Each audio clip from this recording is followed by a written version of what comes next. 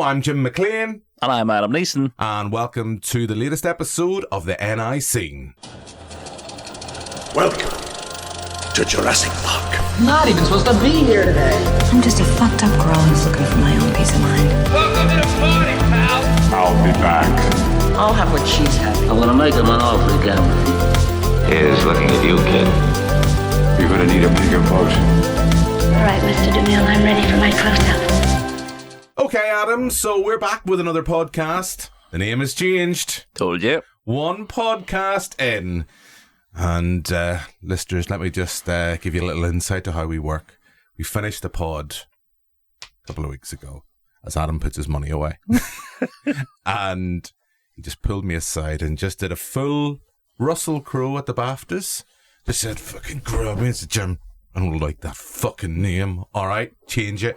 So we were the NI Cine for a whole week. Now we're the NI Scene. And what that allows us to do, dear listeners, is, yes, we're still two movie-loving boys. That's correct, Adam? Aye. We love our movies. Aye. But we're going to broaden it out a wee bit. And we're going to talk, on this episode, we're going to talk a little bit about books. We're going to talk a little bit about comics. We're still keeping it nerdy. You're going to hear from the lovely Victoria Brown, published author, and Aaron Flanagan from the Comic Book Guys. And as well, we're going to be talking about gigs, because I've been at a few gigs. I've seen that. Yeah, I was rocking out to Alanis Morissette. I was going full back to my kind of teenage girl phase when God herself came to Belfast, when Alanis Morissette played Belsonic. But on all the kind of couple of years, maybe about, what have I known you now, Adam? About 4 or 5 years? Never really heard you talking about gigging. Because I would go to gigs every now and again. Although I went to see Justin Timberlake and I went to see Alanis Morissette.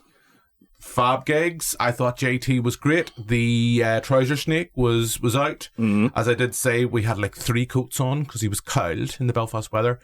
If Justin Timberlake wasn't Justin Timberlake, you would see him in West Belfast. And that's no disrespect to West Belfast, but you would just expect to see someone like that. It's like Ed Sheeran. He's lucky he's good at music. Well. But in all the times, I've never really known you to be a giggy person. Are you a giggy person? Used to be, and then I became epileptic. Okay. So I can't go to gigs, really. Okay. Last gig I went to was Sparks. Okay. In the Ulster Hall, and it was fantastic. Mm-hmm. And then, funny enough, going to a gig next month, going to see Father John Misty. Okay. In the Ulster Hall. But I used to be a big raves with the DJ sets. Okay. Do you remember Stiff Kitten? Yeah. I was a patron of Stiff Kitten. Well, yeah. I was. Okay. I loved it. Did you go for all this like silent disco nonsense? Oh, it was more the drugs. But It's had no effect on me, listeners, whatsoever. But yeah, it's not really. I can't. There's no one apart from certain like Sparks and just Father John Misty, and maybe Weird Al next week, possibly. That I Weird Al, if you're listening. Yeah, gives a take on me, will you? I don't think you're weird. I think you're alright, Al. Yeah. There's no one I would really spend big bucks on to go see live because of concert culture. Yeah. Like the whole Oasis thing. Mad for it. Wasn't that fun? And every video you seen was drunk people being like, "Suicide is all mine." You're like, I don't want to fucking stand beside you. I want to hear them sing. My lovely wife, when we went to see Alanis Morissette, had to ask me to stop singing. It wasn't ironic. It was, you ought to know. Mm-hmm. She's like, calm down. Did you say, Jim, you ought to know better? Yeah. But like I've said this before, maybe on the pod or not, but Alanis Morissette and actually Justin Timberlake, it's the first time the curse of taking my lovely wife to a concert has been broken. Mm-hmm. Because, well, the joke is in this, my lovely wife was a wanker attractor. You know? That's why I married her. Yeah. What can I say? She got stuck with this one. But anytime we go to a gig, I can go to a gig, no bother. Mm-hmm. And I'm usually the person, and as we can verify, and I'm not making any light of this, Adam can verify this, where we're recording here in Belfast City Centre, at the doors we're coming in, there was a homeless person. And unfortunately, there's no other way in or out of the building. And I was like, had to try to slowly open the door, even though somehow I'm a big guy. And I was like, I'll be able to fit in there. It's like an inch wide. And he opened the door, and then he was like, sorry. And then I was like, sorry. And then, I'm sorry. There was like 10 minutes. That's what I'm like when I go to a gig on my own, because I'm tall. I'm tall and wide, right? So I could be standing at a gig, like because hey, I'm rock and roll. I go see U2 and, you know, hip hop happening bands like that. I'm the guy that went to see last week U2 by candlelight. Oh, mate. There was 2 people in there. There were the singers, and they were just really intense. Like at one point, a guy did a thing I haven't seen someone do in a long, long time. He caught a kiss from a member of the crowd and put it in his pocket. Hell yeah. Yeah, and I was like, I'm glad I gave him that kiss. And there was another guy doing really intense, really intense dancing, but I couldn't get past the fact that I thought he looked like H from Steps. Here. Yeah. Has to make his money somehow. But anyway, that was a sit-down gig, so that was fine. Anytime I go to a gig normally and it's standing, I could be there from, like, say, gates open 4 o'clock, right? I could be there from 4 o'clock. Doesn't happen so much now to get it really close to the front. Some wee random midget person will show up 5 minutes before the main band are there. And you'll hear going, oh, fuck, oh, you get stuck behind the tall person at the gig. And you're like, sorry. I'll just crouch down and wreck my knees into. That's what I'm like. I am the. But when Amber and I go, always went to see the Foo Fighters a couple of years ago, and we were trying to get a bit closer to the front, and there was this like, it was like almost like you think like the preparation for a mosh pit. It was this like, it was all crowds. There was a big gap, and I was like, what's going on? This guy having a piss, right? And this was early. Foo Fighters weren't even on, and I'll never forget it. How I laughed. You'll appreciate this, Adam. These 2 women were charging up behind us, and my lovely wife turned round and she's like, hey, just letting you know, there's a guy there, he's having a piss, you know, or he's going to the toilet, you know, just if you want to steer clear. Girl looked at, that's my husband. And you know what? He's worked hard all week. He's allowed to enjoy himself. And the rest of the gig, she just sat glaring at Amber, and you're just like, this is really awkward. Can we move? And Amber's like, no, this is a really good spot. We were here just before. They're like, yeah, but I keep glaring. But anyway, that gives you an insight. Okay, so haven't been to a gig for a while, but you're going to gigs. Message in listeners, because a lot of gigs happening around Belfast. I know at the minute as we record, Stendhal is on. We've had Glastonbury. Would you ever do the Glastonbury thing? No, that sounds like a fucking nightmare. Yaz, I know you've met, and Yaz has been on this podcast before. Yaz loves Glasgow. I know she took part in bringing it back to Alanis Morissette before we move on and talk about other things, Adam. But she did partake in the bringing of spoons during Alanis Morissette's. I picked her up the day she was heading to Glasgow. She had like a 37-hour trip. She had to go to Edinburgh, and she got the train down, and she was meeting friends and this, that, and other. And as she left, it was like, you know, Frodo going off, like, have you got your spoon, Mrs. Yasmin?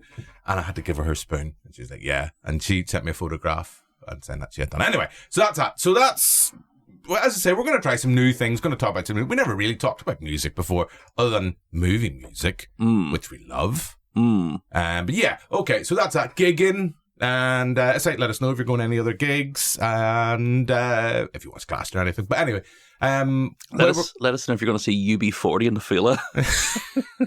There's a rat in his kitchen. Or who is it? It's Marty Pello. Here, did you see Marty Pello's TikTok? No. So I didn't even know Marty Pello had TikTok, and I had to listen there for a second. It's like, did I hear him right? So he put up a thing that was like, you can get what do you call it? The books program. Yeah. And if it has this special poster in it, that means you can get 2 free tickets to any of my shows in the UK. Right. And he's like, it's like a golden ticket. And I was like, Marty, to go to one of your shows. Punishment enough to get a program and go, oh, for fuck's sake. If you want this? 2 more tickets, for fuck's sake. Would you not, if you got that, would you not be like sneaking around the gig trying to swap program? You throw it on the floor. You dropped that? I didn't buy one. No. You definitely. Anyway, yeah, Marty Pello's coming up. There's people. Is it Sam Fender? There's a lot of concerts coming up that I don't really know. Actually, because I know in Hyde Park, you're going to be pleased with this, Adam. And then we will move on to a bit of movie news, or a bit of recent news anyway, but we'll not get topical. We'll not, go full Bob Villain and all that stuff. We'll save that for other people, right? God bless him. Because we're silly boys. He's a good man. Kneecap, etc. Anyway, the views there expressed are of Joe McElroy. But I, Adam, got peer pressured by the Q Radio breakfast team. Mm-hmm. I don't know if it's legit. I think for me the clue is that it's coming from China, so probably not legit. Okay. I have ordered the Sabrina Carpenter. Sydney Sweeney. Sorry, Sydney Sweeney bath soap. Have you seen this? I think we've been exchanging Instagram reels about this. Is that the one that comes with the hole in it? No, there's no hole, right? I was talking to Amy McGuckin, who's here in the breakfast team, and we were talking about off-air, and Connor Brennan, and it's just me just dropping names here, right, going, right, Connor Brennan was like, can you order that, please? That'd be really good content. Like, why don't you order it? It's like, I don't want it coming up. You're married, I'm engaged, and then we were talking about this, and the lovely McGuckin went, I've seen in TikTok, there's a hole in it. Why would you have a hole in it? It's like that. No, that's a joke. That's a joke. Trust me.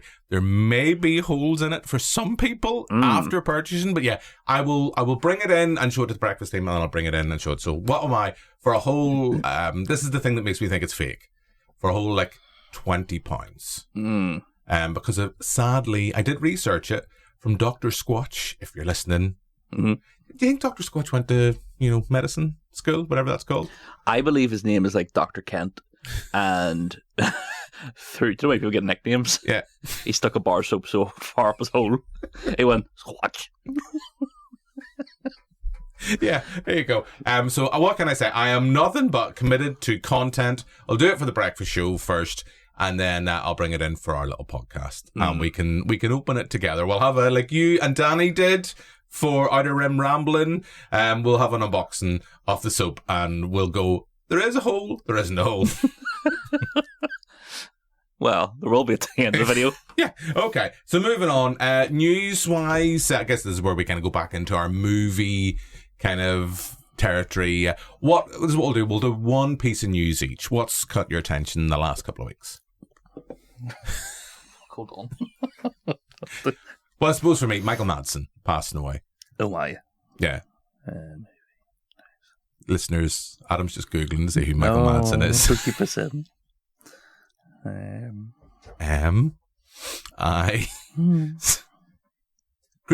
Great presence. He is an actor. He's another one like Bruce Willis. God bless him. He did pop up in a lot of shite. But he also popped up in a lot of good movies. He was a man, like Tarantino loved him. And he was a man that wasn't afraid to tune out shite direct to DVD. Oh, he did a lot. I was looking through his IMDb history the day he passed, and I was looking through it and it's like going, Jesus, when is the last good film he was in? And I'm going to go as far as saying possibly The Hateful Eight.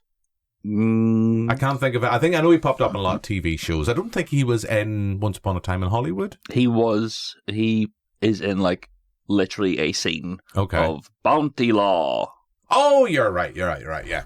Okay, yeah. So that was mine. I mean, that was it's another one of those of late we are selling. Of course, more recently then you had Mark Snow passing away, composer. I guess a lot of people of our age will probably know him best, probably from the X-Files. And that was sad. But what bit of movie news has caught your attention, or general news, I guess? Have you seen the teaser for The Odyssey? No. Right. Well, it'll be released by the time this podcast is up, because that's the rules of the podcast.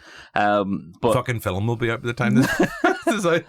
But the Odyssey, Chris Nolan's next film, that's all about Troy, and stuff. Shows Tom Holland and John licking his lips, shaking his head, Barenthal, talking about Matt Damon being lost at sea as such, and Tom Holland is his son, and he's like, oh, he'll be back, and then John Barthel's giving it the old and And the Punisher. It's one of those things that's like, They do a lot of movies together, those two. They've done, because they were in that. Remember, have you seen this? It was like the Irish language action film from years ago. I've seen it many, many moons ago at the Edinburgh Film Festival.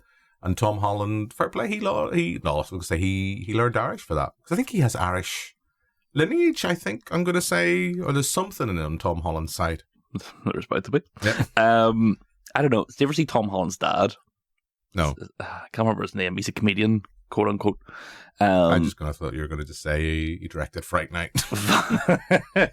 And he kind of now relies off the success of his son, but he's sort of become a bit of a dickhead. So he's like, my son's Spider-Man. You're like, I don't give two fucks who your son is. And worryingly, he's apparently on the list to become the next Bond, which I don't believe. I just think it's just one of those ones, Tom Holland, anything at all, he has to be in consideration. Maybe he's just got the best agent of all time. Well, from the films he's been in, apart from Spider-Man, I think you'll find he isn't. Yeah. Unless he's got a new agent for being in Chris Nolan's new film. Yeah. But The Odyssey looks good. It's one of those teasers. I reckon Zendaya, isn't she in that as well? She is, yeah. She got him that gig. Oh, 100%. Yeah. My boy's coming over. I think it looks good. It's Chris Nolan. It's not going to be bad. You know what I mean? But looks good, and the poster looks like a big statue throwing it into the back of you. Have you seen the poster? No, I was just trying to visualize that in my head. Imagine like a weeping angel be like, oh. Mate, every time I fall asleep. Very quickly, I know we said we were going to do 2 bits of movie news each. Denis Villeneuve, next Bond. Good choice. Safe choice. Yeah. Safe choice. I guess everything's going to be, and I guess we will come back to this with the big movie we're going to be discussing later on in the show, Jurassic World Rebirth. Is it Jurassic Park or Jurassic World? I think it's Jurassic World Rebirth. World, unfortunately. They have jumped on that kind of rebrand now. We'll talk about that in the sense of a good director, but it has to be all in the script. Is he a good director? Yeah, you're not a big Denis Villeneuve fan? No, Denis Villeneuve, not Gareth Edwards. Oh, we'll save this for later. Okay. We'll not wreck this for later. So we'll move on, and I think what we'll do, as we are trying to broaden our spectrums out in terms of what we're going to talk about on the pod, I asked the lovely Victoria Brown, our very own Victoria Brown, published author, and I got her to pick out some books that, in the same way like last pod, we had Joe McElroy talk about some movie screenings. I've got her to pick out some books for us. And here's Victoria's choices. Hi there. I am Victoria. I am your resident Disney queen, but I am also a big writer and reader. So here are 3 book recommendations to spice up your bookshelf. The first one we have on the list is The Spirit Engineer by A.J. West. Described by Darren Brown as a fiendishly clever tale of ambition, deception, and power, this book is based on the true story of a scientist named William Jackson Crawford, who investigated a Belfast spiritualist and her devoted seance circle in 1914. It is a fascinating exploration of science, belief, and questioning your faith at every turn. Next on the list, we have The Knight and the Moth by Rachel Gillig. This is the first in the Stonewater Kingdom series. The book follows a dream diviner named Sybil who falls in love with the heretical and charismatic knight Roderick as they investigate the disappearances of her fellow diviners at an ancient cathedral. The world building in this book is absolutely fantastic. The development of the main character's relationship feels earned, and the exploration of what it means to be a god in this fantasy world is endlessly engrossing. I'm usually not a romantasy girly, but I finished this book in less than a day, so do with that information what you will. And finally, we have Silver Nitrate by Sylvia Moreno Garcia. If you're like me and you love horror movies, magic, and Nazi occultism, this one's for you. This book follows 2 friends in 1990s Mexico. One is a horror-loving sound engineer and the other is a washed-up soap actor. They get swept into the dark world of filmmaking and magic when they discover a long-lost film by a forgotten film director that was used by Nazis to infiltrate magic into the silver nitrate of the film to raise their founder from the dead.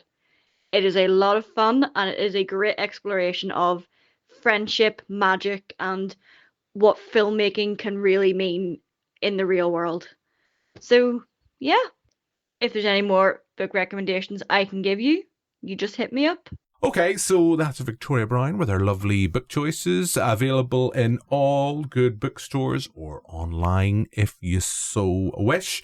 So, yeah, great choices, as you'd expect from a published author like Victoria Brown. Death Ship, available in bookstores and online. I have my copy. I have my copy. She refused to sign mine, though. She actually wrote mine to Jim. Weird. Oh, I see where we've gone. But anyway, okay.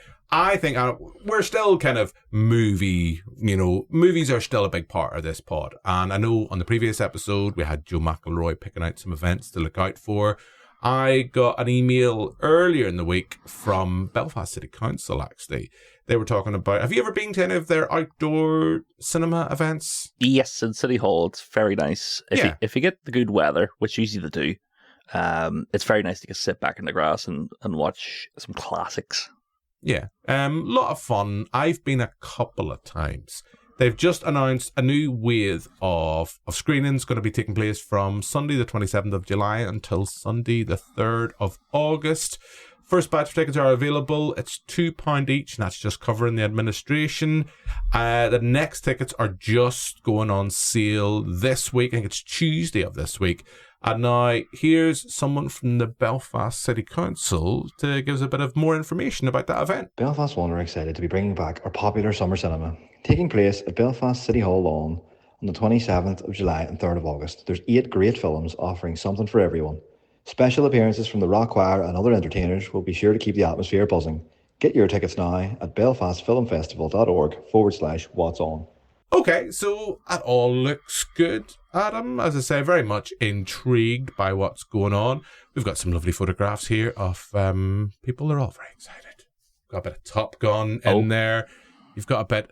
Could you imagine just being on the outside of Belfast City Hall and hearing the collective people sing along to Wicked? I think it would solve sectarianism.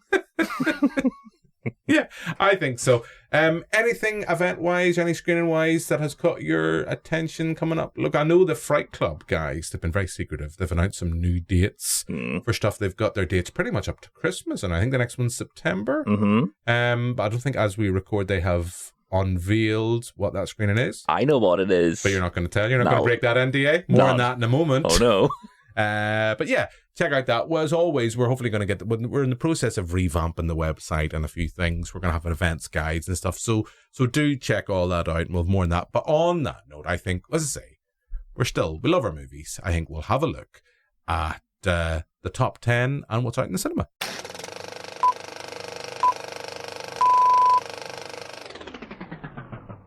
Okay, so F1, top film. Box office, 2 weeks out, 7 million. It's grossed here. I haven't seen it. I haven't seen it either. Formula One doesn't interest me, but Brad Pitt does. Brad Pitt, and it's the same director as Top Gun Maverick, as they said in the Kermode Mail take. I'm intrigued to see it. I have a soft spot for Brad Pitt, because Brad Pitt is like our generation's Robert Redford. He can do the thing of, as I know I'm kind of edging around a Mark Kermode comment, but it is true. It's like I'm going to come back to this, I think, with Scarlett Johansson, I think, in Jurassic World. He's a movie star. Yeah. And yeah, he can, but he's our generation's Robert Redford. He can look at the camera and say, I've got this. I also want to see it for Javier Bardem. Yeah, I've seen the trailer. Looks like he's going on full-on cheese. Another big film that's out 28 years later we've both seen. We'll hold off that for just a minute. Mm-hmm. Lilo and Stitch still hanging in there. Sure. Elio, is that how you're saying that? The new Pixar? I'm intrigued by it. It's probably quite good. I'm intrigued by it, but part of me is like, maybe, and I feel bad about it. I'm like, that's going to be on Disney Plus pretty soon. Yeah, well, they've made their bed with that, haven't they? Like, they release so many on Disney Plus that you just feel like, well, just leave it 3 months. Yeah, and I get that. How to Train Your Dragon, we talked about a couple of weeks. Have you seen that yet? Not yet. Not yet. I enjoyed it, but then, as I said before, it's a film that's machine-tooled within its narrative. The narrative is strong. It's just that, I think, 20 minutes longer than the animated. I'd still probably, because I have the rose-tinted nostalgia for the first one, the animated original, but it's perfectly fine. Megan 2.0, I'm going to see tonight. I hope to go see it before the pod, but then various things have come up. It's one of those ones that it's like, I would like to see that. The reviews aren't great. It looks like they've done, from the reviews and what I've seen from the trailer anyway, it looks like they're doing like what they did with, no, I know what you did last summer, the Happy Death Day. Yes. From the first one to the second one. The second one went much more sci-fi and action heavy. Mm-hmm. And I guess, because, hey, I'm nearly certain, Adam, Mm-hmm. the first Megan movie is kind of where a lot of this current podcast comes from, because our chat about how not a wonder poor old Meg lost a rag with a child that didn't know how to flush the fucking toilet. Yeah, but cleaning the old skids. But I do want to go see it, and I think it's they have known from day dot they can't make the creepy doll scary. No. So they seem to have, in the last one they went into horror, but it was kind of more into kind of, they did lean into comedy. Mm-hmm. And it looks like they're doing that the second time, but they've made Megan taller. It's a little bit creepy. And the other bad Megan Yeah. is the girl Shinhari from Ahsoka. Hubble, Yeah. hubble. What's happening? What's up? As well, Adam, you'll be pleased to know Adam's little catchphrase in this pod. What's happening to any lady listening, and maybe even the odd, like Henry Cavill. It goes out to the boys. What's happening? Adam does not discriminate. No. But what's happening, because we're stealing that catchphrase now. Maybe I haven't told you this, but we're not getting any money for it. We've went from movie reviews with a Northern Irish accent to what's happening with a wee wink, Adam Neeson, across NI. So yeah, so you got that. So yeah, I guess the big one in, other than F1, 3 weeks out, 28 years later, it's grossed nearly 10 million since it was released. Doing some, I don't have the chart I'm looking at here. It doesn't have the number of cinemas it's in, but I'd say it's quite a few. You and I have both seen this, haven't we? It's in at least 4 cinemas. Yeah. Yes, both seen it. I think it's wonderful. Probably my favourite film of the year so far. I would go, and it's one, what we at, July now? It's the one I've found myself thinking about more so, which is a good thing, I guess. Whether it's my favourite film of the year so far. I'm trying to think of what else I have seen this year. Sinners?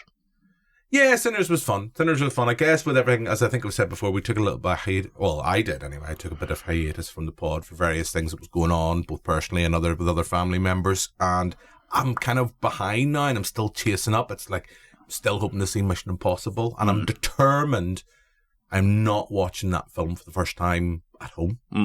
Or, well, I never would anyway, on my iPad or laptop or anything like that. I want to watch it on the big screen. I fear my chances of seeing the IMAX are gone here, locally anyway. Unless they do like an IMAX day. Yeah. And they bring it back. Something like that. Or Cineworld if you're listening. Or even, do you know what I'd even accept? Even that's over. The Omnimax. Oh. Omnimax, but I guess it's going to be, as we record, we're a week away from Superman. So we've got How to Train Your Dragon still in cinemas. I don't think 28 years later is getting a full IMAX thing. It doesn't really need it. Jurassic World probably has IMAX. Jurassic World, yeah. Because I remember it was the thing before the the first Mission Impossible movie that was part of the reason why a lot of people said it underperformed, because I forget what was the movie coming up. I think it was Oppenheimer. Was hot on its tails and Barbie. So. Yeah. And it was out and had all the IMAX screens, and then it kind of got bumped off that in favour of Oppenheimer. Barbie and Oppenheimer, 2 films I absolutely love. But yeah, Sinners would be up there in terms of film. 20 years later, I really, really, really like. I mean, I'm a massive Danny Boyle fan. We did a retrospective on the previous guys of this pod where we talked about his various films. I love the energy that's there. There's a lot of laddage in there. I felt like there was a couple of scenes in particular, I was kind of like every so often kind of just looking down at my crotch going, it's all right. But apparently they're all prosthetics because they have a young child in the leading role, so there's everything there is prosthetics. I was like, it's all right, wee lad. It's all right. But I thought it was clever in the sense that he could have went down and just done a rehash of what was before. The thing I will say, without going into spoilers, I've maybe said in this pod, I know I've said in the TV show before, and it's just a point I'll make just because I think we've talked about this in various things, but certain pods should have, or certain movies should have trigger warnings and stuff, and whether you get to that sense is like you've got like an hour of trigger warnings before you get to the actual film. There is a sequence on a train. My lovely wife and I went to see the film, and usually we've been going through the trials and tribulations for the last few years of IVF, and there's a sequence on the train, and it completely caught my lovely wife off guard, and she actually at one point I thought we were going to have to leave. She got really upset with that sequence. I have talked about like maybe things like that you should have. Yeah, it does the BBFC classifications. It does kind of show you etc. Strong scenes of. I do think there's like warnings of this, that, and other. But then how far do you go in terms of someone calls someone an arse? You might not like that, but I know I'm being piffy, but yeah. That's she really did. She caught her off guard. She enjoyed it, but she's found herself kind of thinking about that. And I know she kind of put a thing, if you're anyone's trying to conceive, maybe not the film for you. And I know I used to any film like that, like mostly rom-coms or various things like that. It's like I used to go through for a little while, the BBFC. You can go onto the BBFC's website, the extended classifications, and you can kind of see stuff. I never thought to do it for 28 years later. For yourself and people out there, a website called Does the Dog Die? Up to date on everything and gives you every sort of trigger warning that might come up in a film. Good, there you go. So there's a good bit of news in that. We're not going to spoil 28 years later. No. Ending wise, I thought it was quite. It's that sense of like if you're going to leave someone.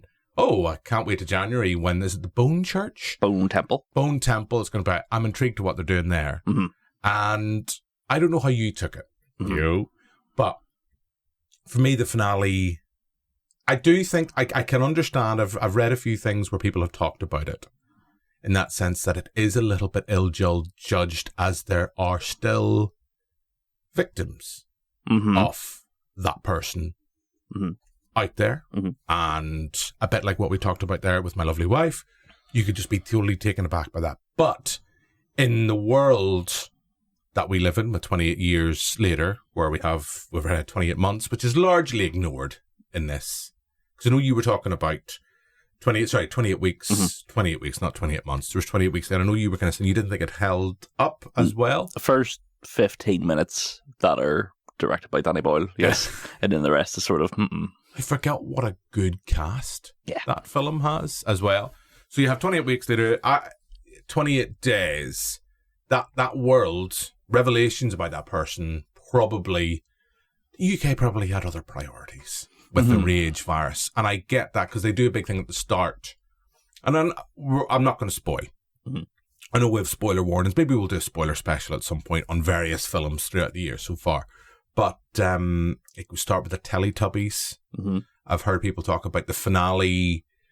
Like it's quite Power Rangers-esque in that sense. So I guess that world that we live in within 28 years, because you have the constant, I think there's a couple of shots of the sycamore tree gap. It's still there. So it's clearly trying to paint the picture of this is an alternative reality. This is not our reality. Those two buck Egypts that went up and decided to chop that tree. And having walked up there last year to see the gap with my friend Barry, who literally was like, I really want to go see this. Like, okay, I never know why. He just wanted to go up so he could post a video on Instagram with Elton John.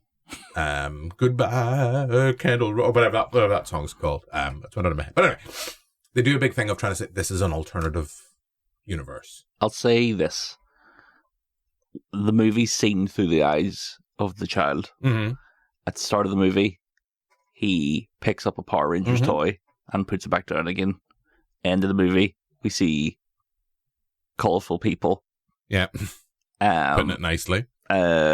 Attacking people, and it's seen through the eyes of a child. So don't take the actual actions of those people to be literal. Okay, is what I would say. Okay, I think maybe we'll do that. We'll maybe as one of our specials, when we do spoiler special, we'll just instead of just spoiling one movie, spoil them all. I'll say though, the actual not the actual ending, but like just before that, with Jodie Comer and Ralph Fiennes, fantastic. Broken. Yeah. Again, I'm talking about trigger. My lovely wife and I, we had I don't want to sound a friend of ours, but it was more a friend of my lovely wife's and her mum, who passed away from cancer. And again, same thing. I haven't just went through. I think that's why I haven't just went through that whole sequence on board the train, and then we have that at the end. My lovely wife was a broken person in that film, and she said herself she loved it, but because like that sequence on the train, she could have done without. But I guess it's probably going to be a plot point. Yeah. At some point. But yeah, I mean, Danny Boyle, Alex Garland have been quite open about it, and it's like a kind of post-Brexit movie. isolationist, and kind of, I've heard them talk a lot, and I guess without going into spoilers, that talks about the end and about how people look back with nostalgia at certain things. And I thought it was a fab film, and I think it's a mark of a really good film when you keep thinking about it. Yeah. But, and I seen 28 Days in the cinema a month before when they did like preview screenings. why did you not go 28 days before? That could have been 28 days before. Let's get Adam's calendar. And seeing that on the big screen for the first time was... did you not see it in the big screen the first time round? No, because I was like 6. Lightweight. I'm old. It was incredible. And then to sort of go into the sequel, even though I trust Danny Boyle with sequels, because T2 Trainspotting 2 is like one of my favourites, I was like... Better than the first. Well, I was like, I hope it's that, and it was. Yeah. Which is great. It's its own thing, but do you know what I think was interesting, and we will move on, because there are things I know we want to talk about. How, this is my only, not criticism of 28 Years Later, but it's kind of just, I guess that's how pop culture works. You look at the influence that 28 Days Later had on the zombie genre. And they're not, fuck, this guy at work where we're recording now going, they're not zombies, Jim. It's not a zombie movie. It's like, I know, but you can get that it's had a massive influence. Fast zombies, fast infected, whatever you want to call it. And how that's had an effect. And other movies have reacted to it. Mm-hmm. It's interesting that 28 years seems to me like a product of, we've had like The Last of Us, we've had, what's other kind of various post-apocalyptic. The Walking Dead. Walking Dead, yes, of course, obvious example. Even George Romero's Land of the Dead. Yeah, it's went from being, well, it's still doing its own thing, and there's still clever things there, and I think there are cleverer things to come, I hope, anyway. But what was something that had a massive influence, you can now see the 28 Years Later movie, how it's reacting to and responding to what has been around, which I guess is just natural. It's not a big stick I'm hitting it with. I think it's it is inspired by the things that inspired it, but in the hands of an actual filmmaker, it's visually incredible. Yeah. I think the bit from the trailer with the Roger Kipling poem and then ended up in the movie. Do you wonder if that's a kind of reaction to how positively? Danny Boyle said. Yeah. Danny Boyle said he's seen the trailer because it was cut by a trailer house. Yeah. And he was like, what the fuck? That's incredible. That's going in the film. And then sort of it has images of old movies in it. Yeah. Is stuff that a show like The Last of Us would never do. So I think we will move on, and the film that's out this week as we record is Jurassic World Rebirth. You and I have both seen this. Mm-hmm. Actually, I don't know, but yeah, we'll talk about this. I got an email actually from Universal about Adam regarding this, and I believe Gav at Fright Club as well got an email about this. Adam got in trouble. Yeah, Adam got in trouble with Dr. Malcolm. He tried to kind of pass off chaos theory as his own. But anyway, we'll talk about that, I'm sure, on the other side of a clip of the movie. Mr. Work here didn't tell us everything that we need to know. Look, this island was a laboratory of sorts. They conducted experimental work here. What kind of experiments? Crossbreeding of species, engineered entertainments, they call them. Genetically altered freaks? Any that were malformed or just too damn hard for anybody to look at, they left them here. Well, that's inhuman. Why not just euthanize them?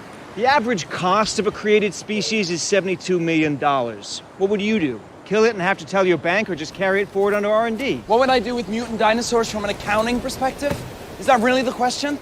So that's a clip of Jurassic World Rebirth. We have Gareth Edwards taking over the role. This is the 7th entry, I think, overall in the series. 6-2, maybe. Well, I like The Last World. And I don't mind Jurassic World. I don't love them. But we have Gareth Edwards, of course, who was recently a guest, did The Creator. He did Godzilla and then Monsters. Rogue One. Although there's kind of talk in that film about wasn't that film taken away from him? Well, as Tony Gilroy called it, a shit show when he appeared on set. Yeah. It had Rogue One had a problem at it, but I think he had shot enough that it's still credited under his name. But it did have to be a film that was retooled. So, Jurassic World Rebirth. We'll be talking about this, Adam. So, I had a little, I had to take my mum to a hospital appointment. Excuse my voice, goes a bit funny. And I'm just looking to see if I've still got the email. I think I might have deleted it. I just got an email going, hello, Jim. I don't have it in front of me. I'll paraphrase it. Hello. Don't forget the subject was urgent Adam Neeson. Yes, urgent Adam. Actually, I think if I go back to our own little WhatsApp group, it might be in there still. Let me see. Yeah, urgent Adam Neeson. Spelt your name wrong. Fantastic. Yeah. Means can't catch me. Hi, Jim. Could you please put me in touch with your colleague Adam Neeson or ask him to call me immediately? I'll not read out the number. And that was from Universal themselves. Yes. So, you had a review for Fight Club? Yes. You weren't overly enthused. No, shame. No, you weren't overly enthused about the film. Do you want to pick up the story? So what happened was, I am a Sky member. Sky TV, other TV networks are available. And they offer a thing where it's like, you can see a movie for free if you put your name down. First come, first serve. You know, it's not for VIPs. It's for anybody, Jim. Yeah. You go in... As long as you pay your Sky bill. As long as you pay your Sky bill, which is questionable for myself. You go in, you don't sign an NDA. Mm-hmm. They come round and say, "Can you turn your phone off?" You turn your phone off. Oh, lovely stuff. You don't sign anything. Nothing. Adam's still recording at this point. Like Seinfeld, trying to get really good angles. Came home, wrote the review, put it up on Fight Club. It was getting some good numbers. Then Gav messaged me about a week later. "You've broken embargo." Mm-hmm. And I thought, nah, I didn't. Because I don't have no embargo. I didn't sign an NDA. Can't embargo me, boy. Can't embargo me. So give it the old, it was a free screen in public to thousands of people across the UK. And get this, folks, I don't get paid for reviewing films, so I'm not a film reviewer. Yeah. Okay.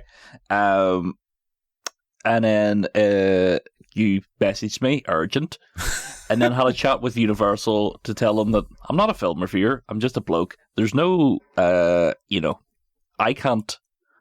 I'm just a guy with a Twitter. I can say whatever the fuck I want. And Is that the way you actually put it? Yeah. I didn't say fuck. But what I feel is if I'd given it a good review, they wouldn't have cared. There wouldn't have been an issue. But the fact that I give it an old 2.5, which is being generous, 2.5 stars, I think there was an issue.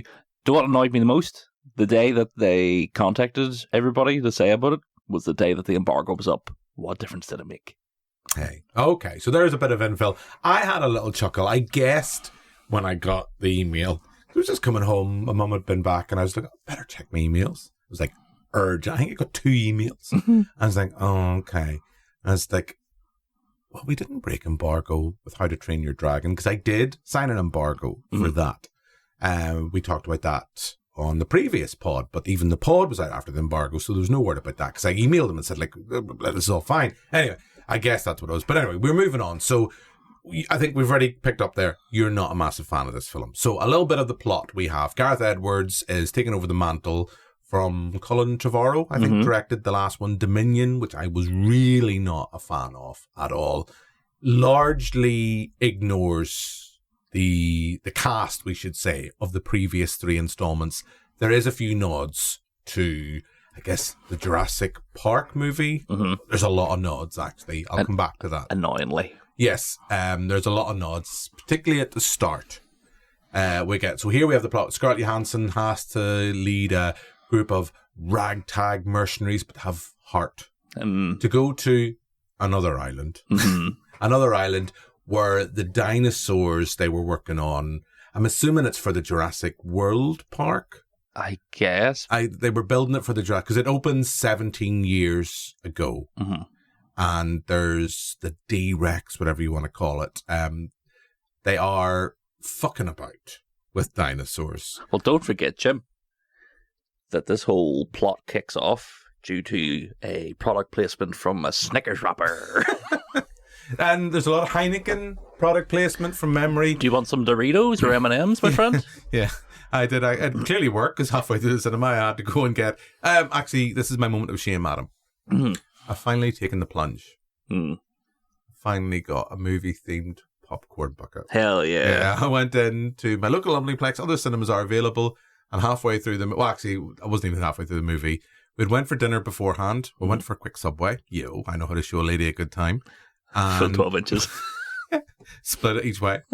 We, can I get this? Like, no, you'll fucking get what I have and you can have half of it. We'll split the cookie and everything. Drink, yeah. So we had that. And we each had a cookie. And we had our little bottles. I had a little, I think it was Sprite. And I think Amber had her Fanta. Tell me this before you go off. Right. Sprite. Why can't I get a normal Sprite? Why do I always have to get Sprite Zero? I don't know. Can you get normal Sprite? Why does Sprite Zero just want to make you, as soon as you drink even the slightest bit, want to make you want to explode? Fuck it all, man. It's a nightmare. It's like, but anyway, right. So I had that. We literally sat down. Trailers go. Superman. Oh. I forget. Oh, that Naked Gun movie we were talking about before we started record. And I turned to my lovely wife just before the film, says, "No more snacks." It's like we only had a cookie each. It's like, go back round. Go out. It's like, do you want anything? Amber was like, yeah. So I went and got, she's like, get some popcorn. It's like, yeah, okay. And I went around and spoke to the lady at the till. It's like, for like an extra, like £5, you can get a combo. It's like, yeah, okay. For an extra £2, you can get a special bucket. It's like, hell yeah. So I've finally given in. And I want to say clearly, right, because I'm going to come back to a point. No, I'll keep this point for later on, right? But yeah, as we say, a lot of product placement. The general ragtag plot is that we have a group of mercenaries going to an island on the request of a big pharmaceutical company who need the blood of an earth dinosaur, a wind dinosaur, and a water dinosaur. Well, the blood until it gets to the air dinosaur, and then it's just like egg. Yeah. Egg. Well, they make the point, it's like, how are you going to try and capture that? But anyway, yeah. But the point is that they're like, we need to get the biggest of all three. And then for the third one, they go, egg will do. Egg. Well, they've already got the first two. Yeah, so got to get that to help, isn't it, for heart attacks. Yes. Yeah, but for people suffering from heart attacks, etc. Heart disease, that's what we're looking for. And yeah, we go to the island, stuff ensues, and yeah, as always, because you can't just have a group of mercenaries, there's a little family who get caught up in the action. I'll be honest, I think I'm more positive about you. I'm not positive about you. Thank you, I think I'm more positive about the movie than you. But I don't love it. But I think it's probably in the Dominion, as I said, is the first of any of the Jurassic World movies. I didn't like anything about it. Like, I mean, it was really bad, shoddy special effects, really bad script. What about Bryce Dallas Howard's Hoop? That's a given. Right? Okay. That's going out because, yeah, it just reminded me and distracted me of that. It's not as much out there as we've seen in Jurassic World or in Jurassic World Fallen Kingdom. But I guess there is a wee scene where she swims across in a wee swampy swamp. Yeah. Then you go full Argyle. That's true. I have to watch Argyle again. Better. Bryce Dallas Howard. Get the soap out. When you making your Dr. Squatch soap, I'll buy every copy. Anyway, and that's not that I would objectify anyone at all. But here, while we're equal thing, Jonathan Bailey in this movie, when he's going down the side of a thing and his harness bunches up his cock bulge. Did you have a wee look? What's happening, man? What I'm saying? Did you have a good look? I did. It was class. You got the binoculars out, and you're in the IMAX anyway. I was like, I'm about to break embargo. I'm a bad boy. And we have Marcella Ali as well. Blade. Who, well, we don't know if that's going to happen. Green Book. And Rupert Friend as well. Like who I was watching this going, he would have been a good... Who did I say? Dr. Doom. Dr. Doom. He would have been a good Dr. Doom. But yeah, we have a good cast. Scarlett Johansson come back to that point I made with Brad Pitt, or I think I was going to make with Brad Pitt. She is a movie star. Mm-hmm. And I forget how much, not in the kind of same objectification way, not in an objectification way, in the way I do think Bryce Dallas Howard is a brilliant actor and director, but I do objectify her rump. Yes. There's more to her than her rump. I want to be clear. Yeah. Bryce, if you're listening, come on the show. Do you think Ron has a class arch? Or is it a Clint thing?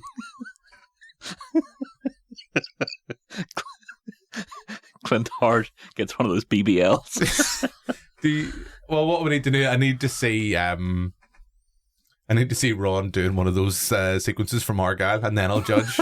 Or maybe run away from a T-Rex in heels. Oh, right? yeah. Okay. But yeah, Scarlett Johansson, movie star. Mm-hmm. And we know from the Black Widow stuff, she can do the action stuff. And we know from movies like Ghost World.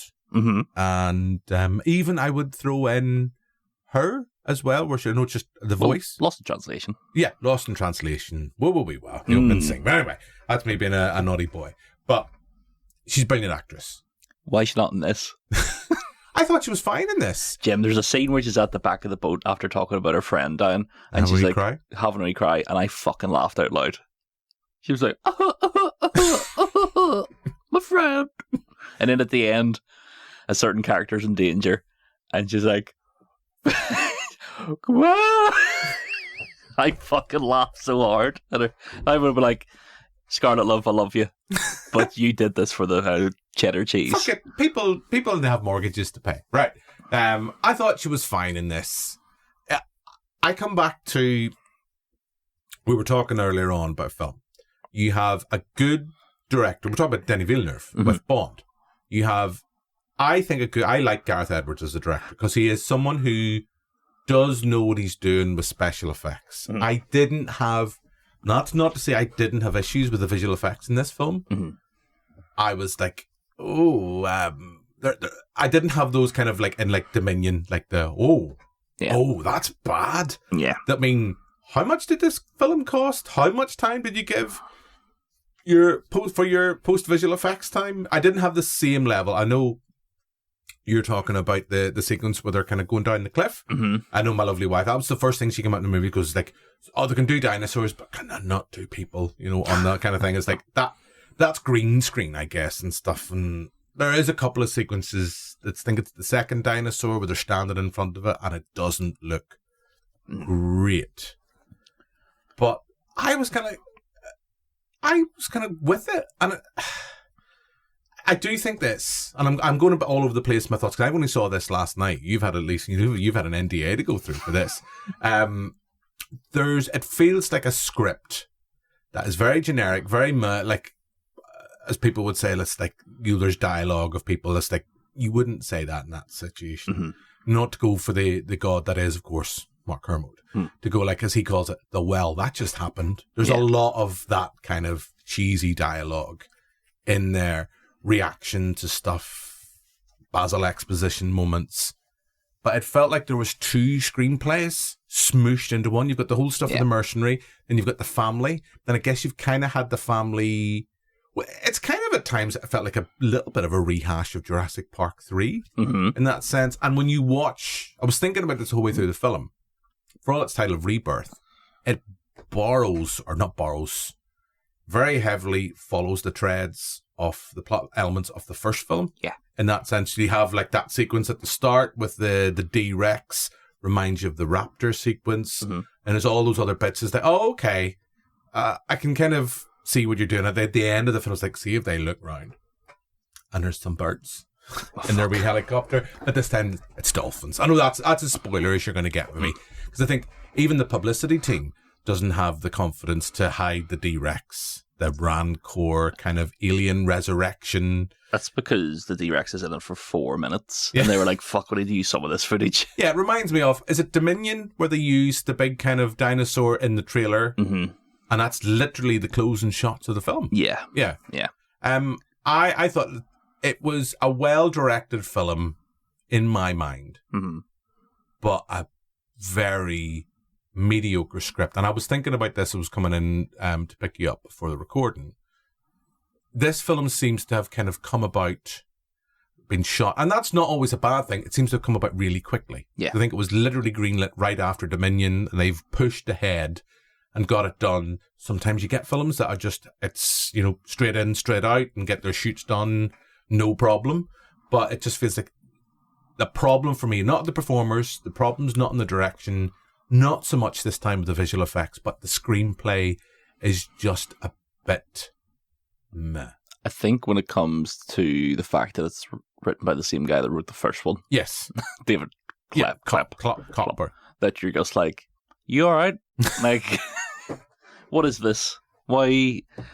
One of my big problems is that the movie doesn't have any dinosaurs in it. They're not dinosaurs. No. They're mutants. They're mutants, yes. And it just... Well, I tell a lie, it does. For me, the best sequence in that film is the sequence. And anyone who's read... Have you read the Jurassic Park book? No. Right, I did. I think I've mentioned this before. Many, many years ago, I was still like P6, P7 when Jurassic Park came out. Mm-hmm. I used to be a really big reader. And then over the years, I've got a lazy eye. So if I read for too long, I just get massive migraines and my eye just goes full on wonky. It's like, so that's why I do a lot of audiobooks now. But I used to read devour books. And I remember picking up, because there was like a junior novelization, and then there was the proper Michael Crichton source material. And I remember either we were out shopping, I was like, oh, Mum, I'm going to read that book. And it was the original. Mm-hmm. And I was like, what the fuck is this? Like, there's all the stuff with the compies at the start. There is a big sequence in the middle of the book where there's a raft and there's a T-Rex. That's as much as I'll say. Mm-hmm. And you were like, why was that not in the movie? And I guess Spielberg kind of talked about this before. I think I remember reading somewhere, or the visual effects team, it might have been actually Dean Cundey. It might have been because he was DOP in Jurassic Park, where they talked about the visual effects for having water and those CGI, it just wasn't there. Mm-hmm. And that makes sense. So you can cut that. Mm-hmm. And that's why I guess you get that sequence, that prolonged sequence with the car, the T-Rex escape. Although in the book, the sequence in the raft happens after that. But I guess that's why that's such a big sequence. Yeah. And you go, yeah, that makes sense. That T-Rex scene, for me, is the best part of the film. Mm-hmm. But are you going to disagree? Because it's not T-Rex. It is a T-Rex. It's not a T-Rex. It is a T-Rex. If they've established that all of these dinosaurs are dinosaurs that are... But if you go down that guard, Adam, none of the movies have ever featured dinosaurs. Because they're all mutants. I know, but like, when you go into Jurassic Park, you're like, raptors, right? Yeah. Here's the most annoying thing. Well, there's a raptor... There's a raptor briefly, because my lovely wife was watching. There's a sequence where a guy's having a pee. And there's a raptor there, and my wife was like, literally, she got into, apart from the sequence with the kind of climbing down the cliffs, and she's like, I'm out. If you can't do that well, I'm out. But she was like, do you see that? I was like, yeah. I can see everybody in the fucking cinema can see there's a raptor walking up behind him. And then there's the weird, they call them mutodons or something, kind of bird raptors. And yeah, I mean, even then, when it gets near the finale, it's just a retread of the ending of the first Jurassic Park. Yeah. When the raptors are chasing them around the compound. Mm-hmm. Sadly, no one goes, clever girl. But, Muldoon in his socks. But think about this. If you're going to do mutant dinosaurs, make them class. What? Imagine that scene if it had been a T-Rex with giant, like, fucking dragon wings. Or two heads. Yeah. That would have been so cool. It's just a T-Rex. And it's like, it's not a T-Rex, but it's just a T-Rex that can kind of swim. Do you know what I mean? There's a wee cute wee baby dinosaur. And it reminded me a lot of my lovely wife. I've realised, Adam, why I married my lovely wife, because we both turned to each other in unison at the same time each other. And I think I've shown you a photograph. I've definitely in the group. We have a little dachshund, Ted. We literally shown the little dogs like, Ted. That's where Ted was in those 2 weeks. He went away from us for 2 weeks. He was away making the Jurassic World Rebirth. Ah, God love him. The wee lad.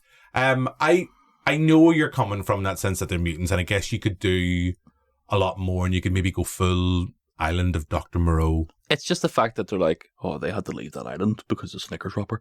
But like, 17 years ago, so it's based before Jurassic World, and then Jurassic World 1 has the Indominus Rex, so they continued to do mutations on dinosaurs. So why did they leave this island full of mutant dinosaurs? And why did someone say, let's make it a bit like a Rancor and a bit like the weird kind of alien thing from Resurrection? Yeah, and it's just like, I know they're like, oh, audiences get bored, so we need to make new dinosaurs.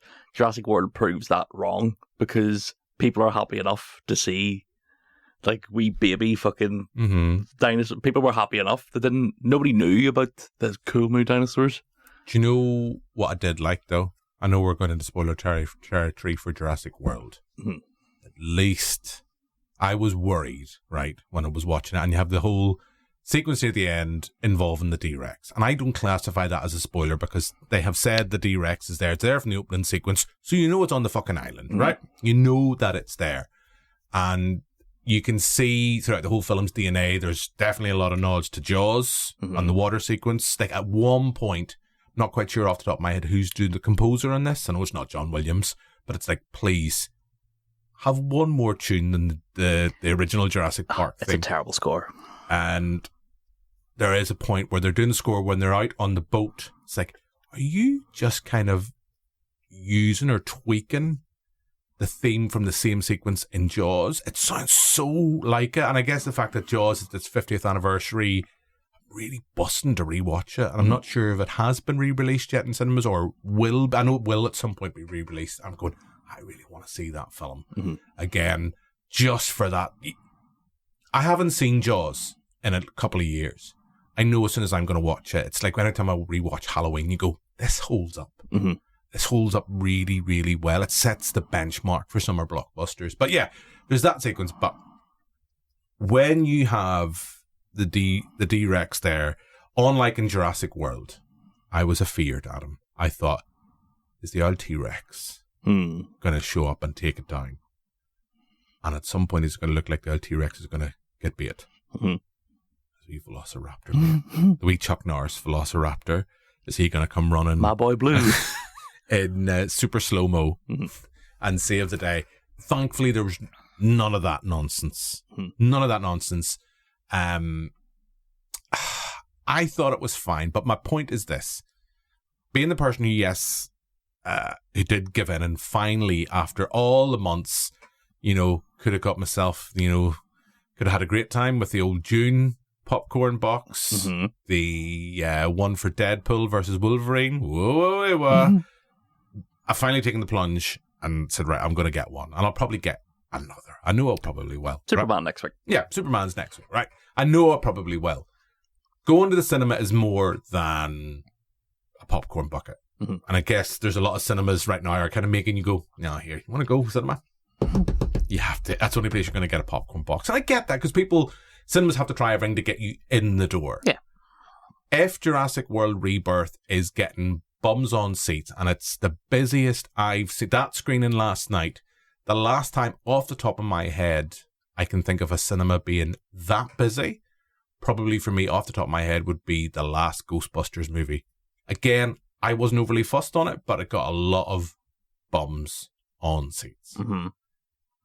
Yeah, Gavin Moriarty, I can hear Gavin Moriarty in my head going, it's like, but man, the thing should be better that you're putting out. I get that. But if people are still there, you've worked in a cinema. I've worked in a cinema. I worked in the Q of 2, darling. But yeah, if it gets people out into the cinema, it's not a bad thing. Right now, and look, we're recording this next week. It's going to be the top film. We know that. It's going to be the box because it's got given itself an extended box office because it opened on the 2nd, so it's the Wednesday. I think it's slightly a day early because most stuff comes out on the Thursday. Yeah, you'll have had previews as well. Yeah, look, I don't know. I think it does enough of its own right where it kind of says you don't need to have a sequel. And I think the fact that the film itself makes a point at the start about how people kind of got bored of dinosaurs. It's like, is this kind of self-prophetic in the sense that, yeah, Jurassic World or Jurassic Park was like, whoa, dinosaurs. had to go out and get every fucking toy known to man, had to go and get the Happy Meal, everything, bought the book, everything. And now I'm like, yeah, it's fine. And you have lost, I don't think, other than me, because it's me, 3-year-old this year, I don't even think a kid watching it, because there was a couple of kids behind us watching Jurassic Park, or Jurassic World Rebirth. I don't even think they had that, like, those moments of wonder when you see a dinosaur on screen. Like in the first... I know visual effects have come a long, long way, but they just... In the world that we live in, the MCU, DC, even on the biggest IMAX screen with the best sound system, with the biggest popcorn you can ever manage, I don't think you're going to have that wow factor. I think you would if you made them dinosaurs. Kids love dinosaurs. My nephew loves dinosaurs, and if he sees a certain dinosaur, he'll be able to tell you the name of it straight away. I think the fact that there's a callback to the original Jurassic Park with the same tune when Jonathan Bailey's injecting a dinosaur, and it shows you a whole field of brontosauruses that aren't brontosauruses. Like, there's not enough of those dinosaurs. Adam, I can just imagine you. Who'd you go to cinema with? Heidi. Heidi, right? I can just imagine you. Heidi, who loves Jurassic Park, loves Jurassic World, has watched all of the cartoon on Netflix. Yeah. Still came out of it and was like, I was fucking shit. But I can imagine you, right? I'm going to picture the scene. So you didn't get yourself a popcorn box. I wasn't allowed. Why not? No. Heidi didn't allow you, or the cinema didn't allow you? Cinema didn't allow you. So you're not allowed to bring any food in? No. You weren't allowed to buy food? Oh, you can buy food, not buy food. All right, okay, so you weren't... I tried to bring in a bougie. They were like, hey, boy. Put that away, I'll fucking stink the place out. But I can just imagine you sitting with your arms folded. Like from the opening sequence with the T-Rex. Not dinosaurs. Not dinosaurs. Not even Dino Crisis, mate. Not even fucking dinosaurs. Anyway, yeah. I think I'm more enthusiastic about it than you. In the sense that I think it's a 3-star. It's just boring. That's my... I'll give you... I mean, and despite all the nods, like King Kong, Jaws, the previous Jurassic Park movies, Jurassic World movies, Kong, like at one point you kind of think, are they on Skull Island? You wouldn't have... Like, you were waiting for, like, at the end when the D-Rex shows up Kong to finally, like, would you fucking fuck up? I'm trying to sleep. I think even the callbacks to the original Jurassic Park with the Jonathan Bailey stuff, with the... they're in the convenience store that's perfectly packed with dinosaur nutty crisps. Only me hands, mate. And although the D-Rex is what, 4 arms? Yeah. 4 skins. And it's calling back to the kitchen sequence from the first one. Yeah. It's like you've stripped the dino bones of this first movie for references so much in the last 7 movies. Not dinosaurs, mate. Fucking hell. That it's like you just need to stop and just reboot Jurassic Park. Just reboot Jurassic Park. Well, they've done that. I know. Just do it again. No. They're gonna do it again. There'll be a theme park ride somewhere. We'll need something. Yeah, they'll probably do another one. And do you know what, Adam? I'm going to put my cards on the table right now. Adam, there's another island. All these fucking islands John Hammond bought many, many years ago. It's like, thankfully, he didn't buy any of those kind of sex islands. Hold on, mate. Got it. You ready? Da-na-na. Takes glasses off. Da-na-na. Oh, turns head of lower down. Da-na-na. It's a giant Jeffrey Epstein. What island are we on? Or an Epstein island with dinosaurs. And all the fucking dirty bastards get killed. Do what they promised. Jurassic World. Give me dinosaurs roaming the world. Not this, well, they all died because they're sick. Fuck up. That. Which kind of, I was thinking about this. Sorry, imagine a shot of a T-Rex in Times Square in New York. How fucking epic that would be. Would he be going to see a show? Top hat and tails. Putting on the Ritz. I just imagine him, queuing for the big stairs. What do you mean you've no tickets for that? Roar! Hey, you want to see a comedy show? His wife's in M&M world. Hit the smell of chocolate. Anyway, we're getting sidetracked. I know we're going to move on. I would agree. I think it's a little bit because it's long, and I was kind of thinking like there's a lot of setup to get them to the island, and then you're kind of going like there's a lot of which I kind of like the fact that they kind of try and do it different. There's do you know what? I would have quite liked, but then you would just been us probably going, well, just fucking Jaws with dinosaurs that aren't dinosaurs. Imagine if it just been Jurassic World Rebirth and it's the only dinosaurs that, whatever it was called, in the sea. But then people would be going, it's just fucking Jaws. You can't please anybody when you try to do something different. But I do think when I was watching, it was like going, it's ironic that they make a big thing that started like people got bored with dinosaurs. They were dying out. It's like, but hang on. Well, I suppose... Well, no, because the original T-Rex from Jurassic Park is still the old T-Rex. It's just farting about the place. He's got Alzheimer. He's walking around the place. He's only got one eye. He's still the original T-Rex that's in Jurassic World. Yeah. He survived. He comes out of like the big thing and is like, moon pie, what a time to be alive. Anyway, so lukewarm. I think we shall move on. And as we say, we're branching out a little bit, trying different things. And I thought we would ask Aaron Flanagan, because you and I are both comic book readers. Love it. Love a bit of con. You did make a point of me saying you've been up to date with your comics. Yeah, I fell off during COVID because some of the stories got bad, but now I've done a big catch up and I'm back on my weeklies and my bank account doesn't agree with it, but I don't give two fucks. Okay, well, we'll hear what you've been thinking, but I think on that point, let's hear from Aaron Flanagan from the Comic Book Guys, giving us some recommendations for the month ahead. Every month, like any sort of medium, there's new releases come out, and comics are no different. So this month, there are some absolute bangers. So obviously, because it's July, there's a few that are very closely aligned to what's happening in the film franchises.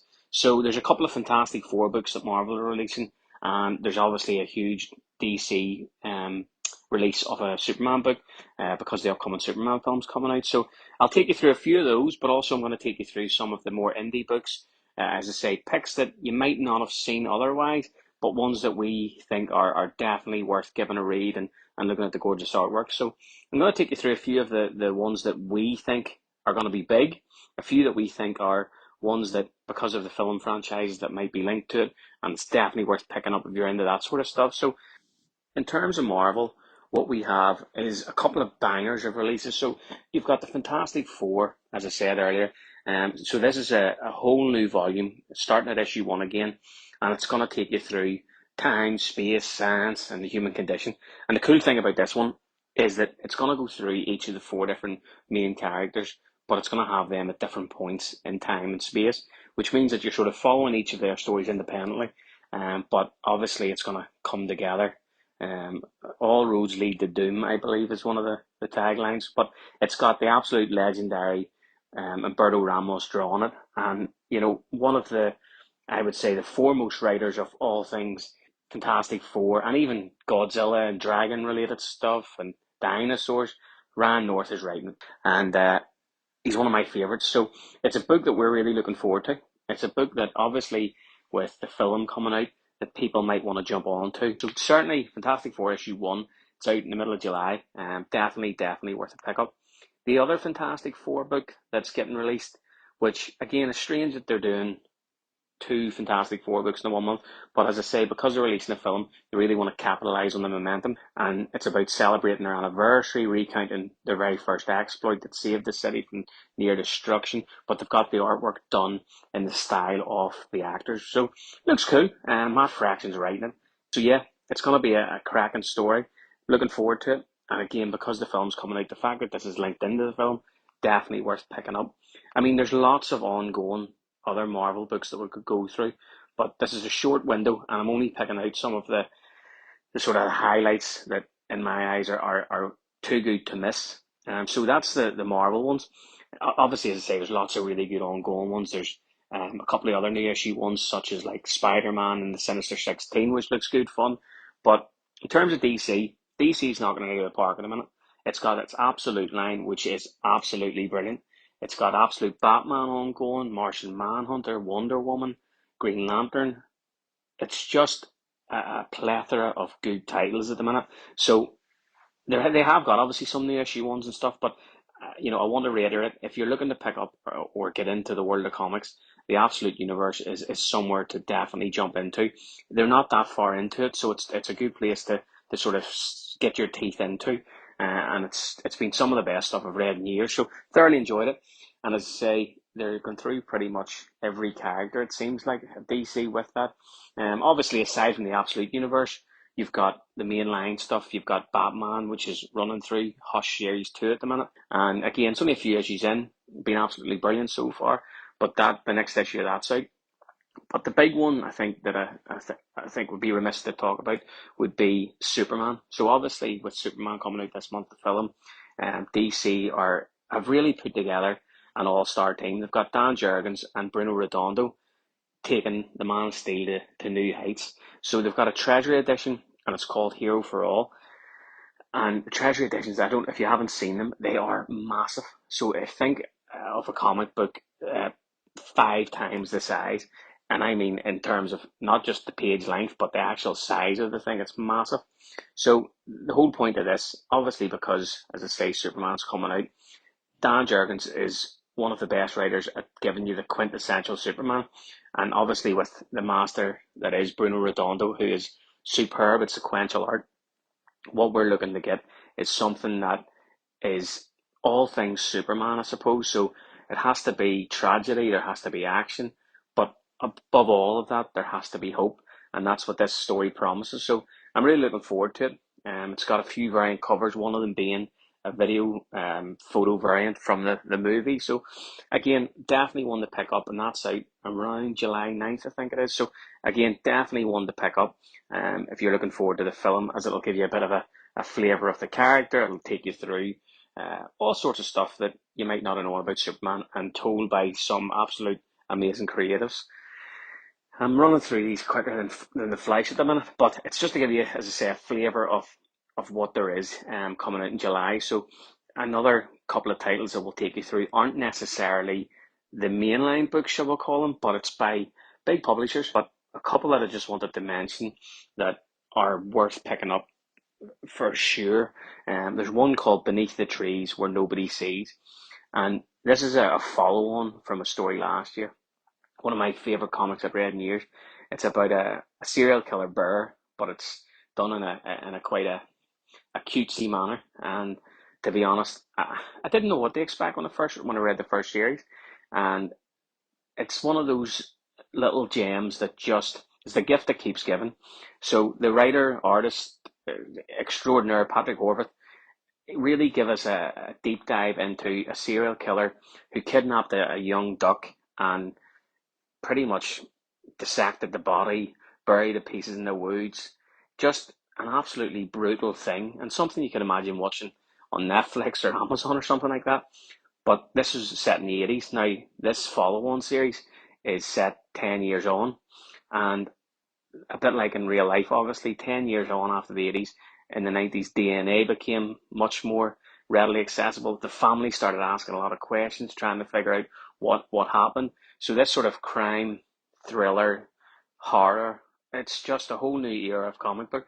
And it's something that, I have a huge vested interest in, because our own comic book, Their Evidence, obviously tries to blend a lot of those genres and themes. So definitely worth a pick up. And that, again, is out, I think it's middle of July. So again, it's another one that, added to your pull list, it's one that you'll not be disappointed in. One other big book that I've been interested and I've been waiting for is the main series of Godzilla. So Marvel have been doing a massive crossover event of Godzilla vs. Fantastic Four, Godzilla vs. Thor, Godzilla vs. Spider-Man, Godzilla vs. X-Men, but they're actually doing a new ongoing, and they're calling it the Kaisei era, and it's IDW's new Godzilla universe starting up. A lot of the stuff that I read has that slightly horror element to it, but this is something that really takes on the idea of the kaiju and makes it massive. So I'm really looking forward to it. Now, it's not out until late July, but a new ongoing Godzilla, count me in. I think the big one, this is probably the last one that I'll talk about in any depth. The last big book that I've been really looking forward to, and to be fair, I've been looking forward to it for a long time. So there's a book called The Voice Said Kill, and it's from Image Comics, And Cy Spurrier, who's the writer, again has done some great thriller, psychological, horror type books in the past. Again, great at writing characters like Constantine, those types of supernatural beings, ethereal characters. Just has a real understanding of the otherworldly stuff. But I've heard him do a lot of interviews in the last couple of months about this being a very different kind of book. And the fact that he has, again, I know it sounds like I'm saying it about every book so far. This creative team is just magic. So obviously, Cy Spurrier's writing it, but he's got Vanessa Del Rey doing the artwork on it. And Vanessa Del Rey's stuff on Creeping Below, on The Black Widow, her stuff is absolutely gorgeous. It's so different. It's not like anybody else's artwork I've ever seen. And I think that's one of the best things about her artwork. It is so visually appealing, and you can tell her artwork a mile away. So as soon as I heard that was the team, I didn't even need to know what the book was about. I was already invested in it. But when I heard them talk about the pitch, it was led with, it's Fargo meeting Deliverance in a sweaty swamp thriller. I don't need to say anymore. That sells itself to me. I think this book's going to be huge. Genuinely, I think it's going to be a huge book. We've had massive amounts of pre-orders for it already. It's a book that I know will do well, but it's a book that deserves to do well by the looks of things. So I'm really looking forward to it. As I say, it's out in late July. I've been looking forward to this one for a while. So if it's one that you're after, call in to see us and we can get it added to your pool. But certainly keep your eyes peeled on The Voice Said Kill. And there's some other absolute, crackers that are due out from DC and Marvel. Even if I had an hour, I couldn't go through everything.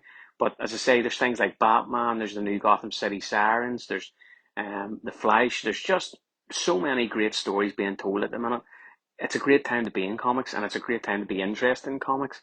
So if you are looking for whether it be a new place to start, a new place to read, or if you're thinking, I want to try to get into comics and I don't know how to get into them, I don't know what story to jump in at, I don't know what number to get in at, July is looking like a great time to start. There's some great issue ones, there's some arcs that are starting up as part of ongoing runs. There is some absolute brilliant tie-ins with movie franchises. So it really is a good time to try to get stuck into comics if it's not something you've done before. So yeah, July for comics is looking good. Hopefully the movies can meet up to the expectations of the comic books, because it's where it all started. And if it wasn't for the beautiful medium of comics, we wouldn't have some of the amazing things that we get to see on screen. So yep, July is looking great for comics. So let's hope the movies can live up to it. Cheers. Bye. So that's Aaron talking about some comics he'd recommend. There might be overlap here. Adam, what have you been reading recently? Just to tap into my Star Wars side, there's the Legacy of Vader, which focuses on Kylo Ren and his story between Last Jedi and Rise of Skywalker, which is sort of an interesting time. It's sort of him delving into the past of Vader that we didn't get in the movies. Mm-hmm. Is he listening to My Chemical Romance quite a bit?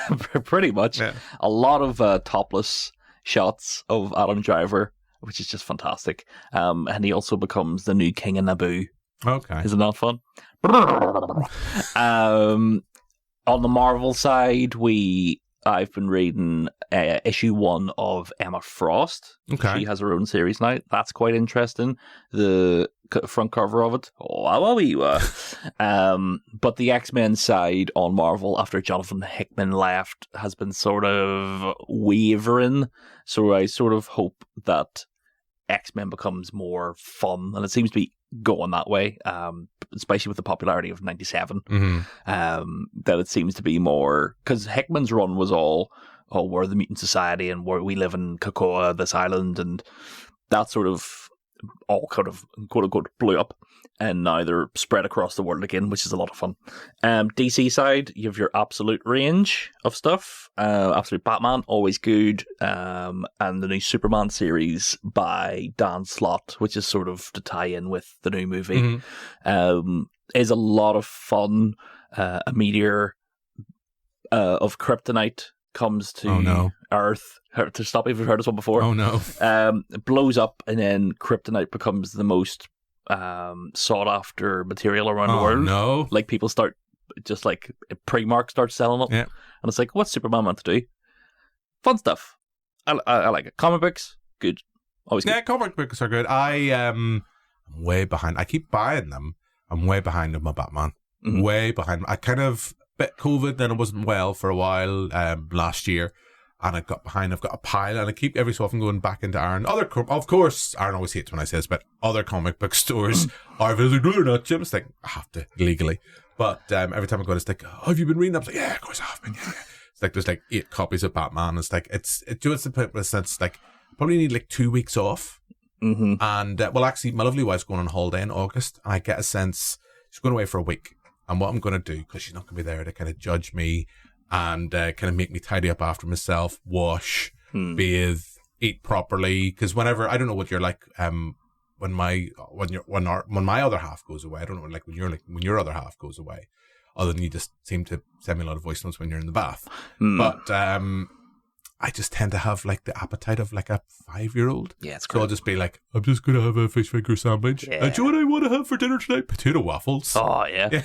That's me. So I get a sense I might just do that and then get my stash of comics and just be like, I'm going to get power through these and get caught up, because I kind of went off, as much as I love Batman, I kind of went off it for a while, particularly kind of like the whole City of, this is going way back, City of Bane stuff. And I was like, this is nonsense. And it just, there was no payoff.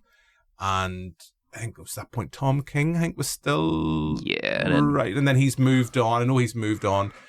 Forced out is the word. Yes. I like the Scott Snyder stuff. But even the Scott Snyder kind of like the Joker who laughs didn't really do it for me, because I just kept going, it's just Judge Death, mate. Yeah, it's a fun concept, and then it ended up being the best-selling comic book of the year. So DC went, let's just make everybody who laughs. Yeah.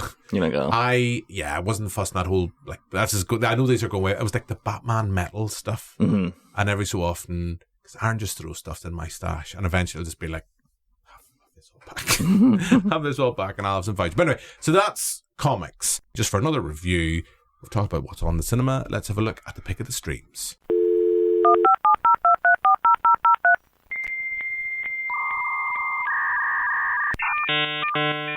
We're two of the most recognizable men on the planet. Huh. You're not even one of the most recognizable British people. You get my point.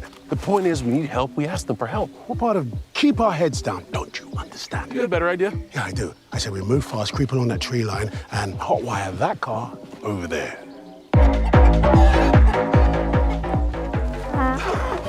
Since when do you know how to hotwire? I don't, but you do. You got busted at 16 for stealing your neighbor's Camaro. What'd you hear about that? I vetted you. You vetted me? I'm the president of the United States. You don't vet me, I vet you. So that's a little clip of Heads of State, which I watched, which I was really surprised at, because my lovely wife, we came home, we were working. She said, I just want to watch something. And I don't. What's the situation like in your household, Adam? In what sense? Well, not sexual. But the situation in your house when it's like, let's sit down and watch a movie. Are you always the designated person? Do you have to pick? In a way, yes, because I'm so picky. Yeah. But then the movies that I pick, I have to cater to Heidi. So I can't be like, let's watch a Criterion 3-hour Japanese movie. Because Heidi'd be like, no. So it ends up just being stuff like Fear Street Prom Queen. Yeah. Which I don't mind. Or, like I have on my list here of stuff, Hairspray. Well, I'm in a similar boat to you. But every so often I throw a little wobbly, right? And I go, I'm tired of picking the movie. Because the last couple of times we watched The Wolfman, new version of that. Oof. I was not fussed on. I watched The Monkey, which I thought was all right. I was a little bit, it didn't grab me in the way other people. I think Fright Club had a positive review of The Monkey, if I remember. Was it you? No, it was Joe, but both me and Joe heartily laughed through it. It's funny, don't get me wrong, it was funny. I've been catching up on that, watching a few other things, but my lovely wife, we were sitting on Wednesday, she's like, I'm just in the mood for something a bit light, a bit fluffy. And I went, okay, you pick. No, you pick. And I was like, all right, well, what about Warfare? Or is it Warfare or Warzone? Warfare. Warfare. So, this was what that. She's like, what's it about? And she looked and said, no, I'm not watching it. You fucking bitch. So she came up on Prime, Heads of States. And then when you say when she came up, she turned on Amazon Prime and it was the first film. She first went, thing was bingo. Yeah, that's pretty much it. And she went, that'll do. And it's a weird film in the sense that I don't think that, I guess that's why it's on Prime and not in cinemas. Mm-hmm. Who's want to go see a film, an old-fashioned buddy cop movie-esque action movie with Idris Elba and John Cena playing the British Prime Minister and the American President. Mm-hmm. In the current political climate that we are in, who will really want to go see that? And as I say, I guess that's why it's on Prime, but it's bad. It's from the director of Hardcore Henry and Nobody. Ugh. So, you're not a fan of Nobody? No. No, I thought they know how to do an action sequence. Mm-hmm. Put it that way. It's bad. It's shonky in the same way like we're talking about with the Naked Gun movie. When we went to the trailer, my lovely wife said, that's so bad, I want to go see it. Mm-hmm.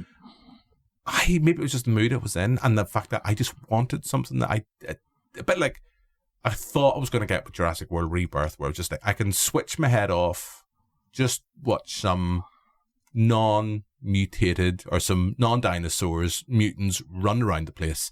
Like that sequence in Rebirth when Wolverine pops up.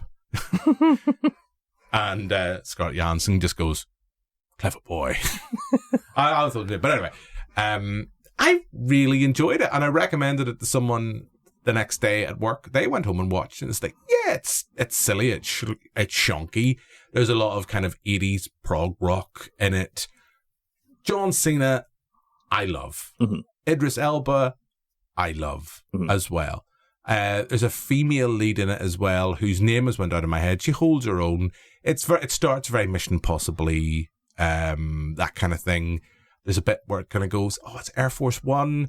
You have Paddy Constantine as the villain. It has a really good, strong cast. It's an ensemble cast, not of like A-listers, although maybe John Cena and Idris Elba might get, annoyed at that point if I said that. Just a really strong cast. It's all fun. Mm-hmm. I as Father Ted, they say, I had my fun, and that's all that matters. It's not going to reinvent the wheel. It just makes you, not in the sense like, this is my typical rambly way. With watching Jurassic World Rebirth, I was like, I really wish I was watching Jaws, or I was watching Jurassic Park.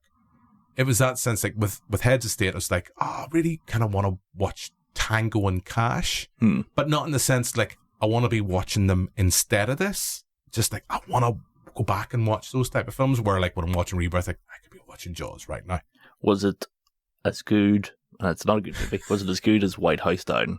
Oh, better. I didn't like White House Down. Okay, I'm in. It was probably in terms of it. It's White House Down, and what was the other one? Olympus Has Fallen. Olympus Has Fallen, yeah. Because Olympus Has Fallen is kind of the harder of those two. It's kind of nastier of the two. We preferred my lovely wife because she went around. At the time we watched Olympus Has Fallen, she had a little scar on the top of her head, just like Jared Butler in that film. So my lovely wife was like, "Me and Jared are like twins." Watching it, I had my fun. I enjoyed it. What about you? I watched. Well, you haven't seen Heads of State. No. But I watched on YouTube because it's hard to get a hold of. I've been going through a big Australian retrospective. Okay. Sort of just pulling Australia. Have you watched Baz Luhrmann, Australia? Not yet. Yep. Going through some Muriel's Wedding? Sure, not yet. I'm deep diving underneath that. And Black Sheep? Even deeper than that. I watched Les Patterson Saves the World. Okay. Have you seen this? Nope. So Les Patterson is Barry Humphries. Right? We need a picture for this for the Instagram. So Les Patterson was Barry Humphries' character from like the 80s. That was like a sleaze bag. Yeah. He was the alternative to Diamond Average. Yeah. And he is the Australian consulate for the UN, and he gets sent to an Arab country because he accidentally bends over and farts while somebody's lighting a match and sets fire to the UN. Right? So he gets sent to... Can I just pause for a second? Yes, just man. Bring up someone we mentioned again? You've done it again, Howard. So he gets sent to the Middle East and gets embroiled in this bioweapon plot. Okay. Now, when it came out, let me just say it's directed by George T. Miller. No, our George Miller. Who also directed the Never Ending Story 2. And, classic. Let me see. The Man from Snowy River. You know those classics. I do, though. I do like the Never Ending Story Part 2. I think I've told you this before. I cried quite a lot at the Never Ending Story Part 2. I watched it at home, and there's a whole sequence out where Sebastian forgets his mother. Mm-hmm. And I literally had to go running around the house. And like when you're a child, you always like run with your arms open. Mm-hmm. And it looks like you've got like your underpants around your ankles. You kind of like run like a penguin. I was like, Mummy, I never want to forget you. And she's like, it's okay. It's okay. And my mum did the right thing. She came, brought me around and was like, let's watch the rest of the film. I've talked about it before. She did the same. My mum, I love my mum dearly. She did the same. There was an episode of Lassie. And there was like a farmer was going, go out and fucking kill that dog. And there was like a shotgun. It's like, and same thing, like day before, Never Ending Story, like waddling around. And the mum was like, okay, let's sit down and watch the rest and see what happens. And then, of course, classic story, Ghostbusters 2. Yeah. Where you shit yourself in the cinema. Yeah. But Les Patterson, it's not a good movie. And when it was released, it was sort of like critically panned as like Australia's worst movie they've ever made because it's so crass. Until Crocodile Dundee 3. Well, fuck. But I thought it was pretty good. Like, it's not amazing, but it's one of those... You laughed is what you're going to say. Yes, I did. I laughed. It's a silly joke. Jimmy farted and blew up the UN. What more do you want? But Dame Edna reaches it as a character. Good. And our little possums. And the end of the movie is ripped off by a movie we watched for the telly show. Do you remember Ghosted? Yes. With Chris Evans? Yes. Do you remember at the end of it when they're in the tower that spins? Yes. And it spins so fast that like they're stuck to the glass? Yeah. That is from this movie. Okay. And there's a lot of funny stuff in it. Middle of the movie, some nice practical effects with like the bioweapon stuff. It's pretty fun. But if you want to just throw it on the background and then for some culturally inappropriate jokes, Les Patterson Saves the World on YouTube. Check it out. Happy days. That's Adam's recommendation for that. And on that note, I think we will bring the pod to a close. So, thank you for listening if you've got this far. If you're liking this new attempt to kind of broaden out, we've got gigs, we'll have comics, we'll have books, the old classic movie reviews, we've had what events are going on locally as well. Let us know, and we will be back next week, and I'm sure we'll probably be talking about Superman, I would guess, on the next pod. But there is a small matter here in Northern Ireland of the 12th. So we'll have to wait and see. It may be a Doctor Who episode. I don't know. The man in blue, red and yellow goes up against the man in orange. Yeah. What can he do? Can Superman save the box office here in Northern Ireland from Orange Fest? You're going to have to wait and see. So on that note, Adam, thank you very much. Thank you, Joe. And thank you for listening. We'll be back soon, of course. Don't forget to subscribe to the pod if you've enjoyed it. And leave us a nice review because that helps with the algorithm thing, wherever you get your podcasting fix, whether it's Spotify, Apple Podcasts, or wherever. I don't know. And check out the website. TV show's going to be back next month. You'll have that to look forward to. And hopefully soon we're going to have some news about the festival in October because it's getting to that time of the year. So on that note, goodbye. Oh boy.